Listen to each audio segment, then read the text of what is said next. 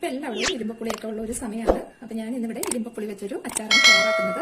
അപ്പൊ ഈ രീതിയിൽ ചെയ്ത് നോക്കിയിട്ടില്ലാത്തവർ തീർച്ചയായിട്ടും ഒന്ന് ട്രൈ ചെയ്ത് നോക്കുക. എന്നിട്ട് നിങ്ങളുടെ അഭിപ്രായങ്ങൾ മറക്കാതെ ഒന്ന് പറയുക. ഞാനിപ്പോ ഇവിടെ നല്ലതുപോലെ കഴുകി വൃത്തിയാക്കിയെടുത്ത ഒരു 400 ഗ്രാം ഇരുമ്പപ്പുളിയാണ് എടുത്തേക്കുന്നത്. അപ്പൊ അതെടുത്തപ്പോൾ അതിന്റെ രണ്ട് വശവും ഒന്ന് ചെറുതായിട്ട് കട്ട് ചെയ്ത് മാറ്റിയിട്ടാണ് എടുത്തു വെച്ചേക്കുന്നത്. അപ്പൊ ഇനി ഇത് നമുക്ക് ചെറിയ പീസായിട്ട് മുറിച്ചെടുക്കണം. അപ്പൊ ഈ ഒരു അച്ചാറിന് ഞാൻ ഇതുപോലെ കുറച്ച് വലിപ്പമുള്ള ഇരുമ്പപ്പുളിയാണ് എടുക്കുന്നത്. അപ്പൊ ഇത് നമുക്കൊന്ന് കട്ട് ചെയ്ത് വെക്കാം. അപ്പൊ മുറിക്കുന്നതൊക്കെ നമ്മൾ ഓരോരുത്തരുടെ ഇഷ്ടം അനുസരിച്ച് ചെയ്യാം. അപ്പൊ ഇത് കുറച്ച് വലുതായതുകൊണ്ട് തന്നെ നീളത്തിൽ മുറിച്ചാൽ കുറച്ച് വലിപ്പത്തിൽ കിടക്കും. അതുകൊണ്ട് ഞാനിത് ഇതുപോലെ റൗണ്ട് ആക്കിയാണ് മുറിച്ചെടുക്കുന്നത്. അതൊരു 2-3 അത് ഓരോ ഇരുമ്പപ്പുളിയുടെ വലിപ്പം അനുസരിച്ച് നമുക്ക് 3-4 പീസസ് ആയിട്ട് ഇതുപോലെ മുറിച്ച് വെക്കാം. ഇനി ഇതിലേക്ക് നമുക്ക് ഒരു 2.5 ടേബിൾ സ്പൂൺ ഉപ്പിട്ട് കൊടുക്കാം. കൂടെ തന്നെ 1 ടേബിൾ സ്പൂൺ പഞ്ചസാരയും കൂടി ഇട്ട് കൊടുക്കാം.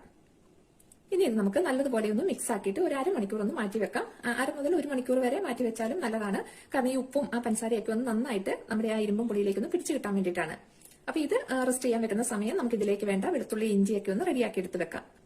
ഇപ്പൊ ഇവിടെ 45 മിനിറ്റ് ആയിട്ടുണ്ട് നമ്മൾ ഉപ്പും പഞ്ചസാരയൊക്കെ ചേർത്ത് ഇരുമ്പുപുളി വെച്ചിട്ട്. ഇത് കണ്ട, ഇതിൽ നിന്ന് ആ ഉപ്പൊക്കെ നല്ലപോലെ മെൽറ്റായി ആ പുളിയിൽ നിന്നുള്ള വെള്ളമൊക്കെ ഇറങ്ങി വന്നിട്ടുണ്ട്.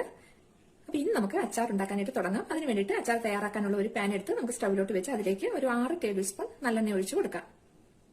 ഇപ്പൊ ഇവിടെ എണ്ണ നന്നായിട്ട് ചൂടായിട്ടുണ്ട്. ഇനി ഇതിലേക്ക് നമുക്ക് ഇഞ്ചി വെളുത്തുള്ളി ഒക്കെ ഇട്ട് കൊടുക്കാം.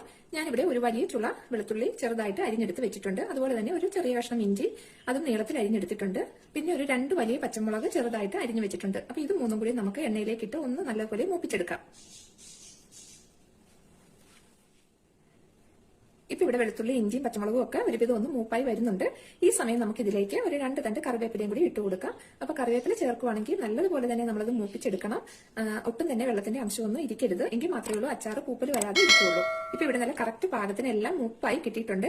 ഇനി ഇതിലേക്ക് നമുക്ക് ഈത്തപ്പഴം ചേർത്ത് കൊടുക്കാം. ഇത് നമ്മൾ ഒരു കുരുവൊക്കെ മാറ്റിയിട്ട് അരിഞ്ഞെടുത്ത ഈത്തപ്പഴം 1/2 കപ്പാണ് അളവുള്ളത്. അപ്പൊ ഇതും കൂടി നമുക്ക് എണ്ണയിലേക്ക് ഇട്ടിട്ട് ഒന്ന് മൂപ്പിച്ചെടുക്കാം. ഈത്തപ്പഴവും ഇപ്പൊ ഇവിടെ മൂപ്പായിട്ടുണ്ട്. ഇനി നമുക്ക് ഫ്ലെയിം അങ്ങ് ഓഫ് ചെയ്തിട്ട് ഇതിലേക്ക് പൊടികളൊന്ന് ചേർത്ത് കൊടുക്കാം.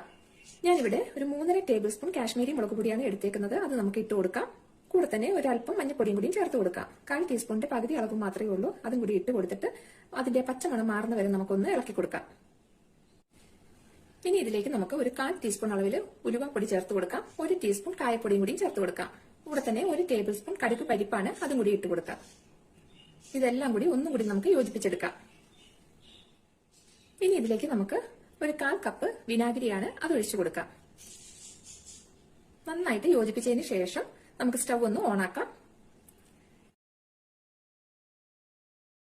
ഇപ്പൊ ഇവിടെ വിനാഗിരിയൊക്കെ ഒഴിച്ചു കഴിഞ്ഞാൽ അതൊന്ന് തിളച്ചു തുടങ്ങുന്നുണ്ട്. ഈ സമയം നമുക്ക് ഇതിലേക്ക് ഇരുമ്പപ്പുളി ചേർത്ത് നല്ലതുപോലെ ഒന്ന് യോജിപ്പിച്ചെടുക്കാം. അപ്പൊ ഈ ഒരു സമയം നമ്മൾ ഉപ്പൊക്കെ നോക്കണം. ഉപ്പ് പോരാന്നുണ്ടെങ്കിൽ ആവശ്യത്തിന് ഇട്ട് കൊടുക്കണം. കൂടുതൽ സമയം നമ്മൾ ഇതിട്ട് ഇളക്കി വേവിക്കൊന്നും വേണ്ട. 1 മിനിറ്റ് ഒന്ന് നല്ലപോലെ ഇളക്കി യോജിപ്പിച്ച് കൊടുത്താൽ മാത്രം മതി. ഇപ്പൊ ഇവിടെ നമ്മുടെ അച്ചാർ നമ്മൾ നല്ലതുപോലെ മിക്സ് ആക്കി എടുത്തിട്ടുണ്ട്. ഇനി നമുക്ക് ഫ്ലെയിം അങ്ങ് ഓഫ് ചെയ്യാം. ഇനി ഇത് തണുത്തതിന് ശേഷം നമുക്ക് കുപ്പിയിലേക്ക് നിറയ്ക്കാം. അപ്പൊ ഇത്രയേ ഉള്ളൂ. വളരെ ടേസ്റ്റ് ആയിട്ടുള്ള, വളരെ ഈസി ആയിട്ട് ചെയ്തെടുക്കാവുന്ന നല്ല അടിപൊളി ഒരു അച്ചാറാണ്. അപ്പൊ ഇരുമ്പപ്പുളി വീടുകളിലൊക്കെ ഉള്ളവര് അത് വെറുതെ വേസ്റ്റ് ആക്കി കളയാതെ ഇതുപോലെ അച്ചാർ ഇട്ട് നോക്കൂ. ഈ റെസിപ്പി നിങ്ങൾക്ക് ഇഷ്ടമായിട്ടുണ്ടെങ്കിൽ മറക്കാതെ ഒന്ന് ലൈക്ക് ചെയ്യുക. നിങ്ങളുടെ ഫ്രണ്ട്സിനും ഫാമിലി മെമ്പേഴ്സിനും ഒക്കെ ഒന്ന് ഷെയർ ചെയ്ത് കൊടുക്കുക. ഇൻഷാ അല്ലാഹ് നമുക്ക് പുതിയൊരു റെസിപ്പിയുമായി വീണ്ടും കാണാം.